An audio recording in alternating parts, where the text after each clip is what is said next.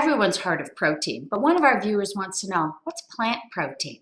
So basically, there are two types of protein that we can get in our diet.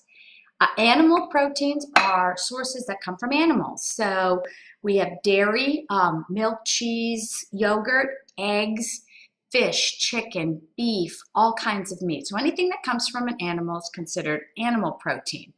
But the other protein, the question at hand is, what's plant protein? And that comes from plant foods. So anything that's grown in the earth is considered a plant food. And here are some great examples of good sources of plant proteins. Nuts, any kind of nut is a really good source of plant protein.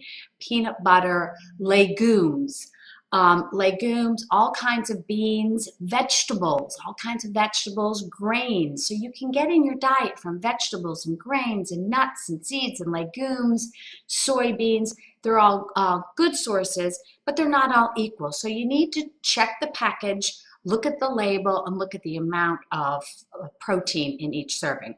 The example I have here of the quinoa, it's super high in protein, and it's a great whole grain. So maybe next time you're deciding on what grain, give quinoa a try because it's a really high protein grain.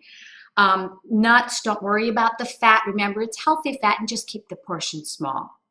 You don't get protein in fruits or fats or sugars, alcohol. You primarily get it in these vegetables and plant products. The difference between animal and plant proteins is that animal is complete and the plant proteins are incomplete, and that only means it doesn't contain all of the amino acids, but in a mixed diet, that's not a problem.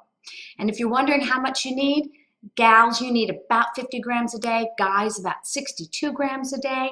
To be more specific, multiply 0.7 by your weight in kilograms, and you get your weight in kilograms by dividing your weight in pounds by 2.2.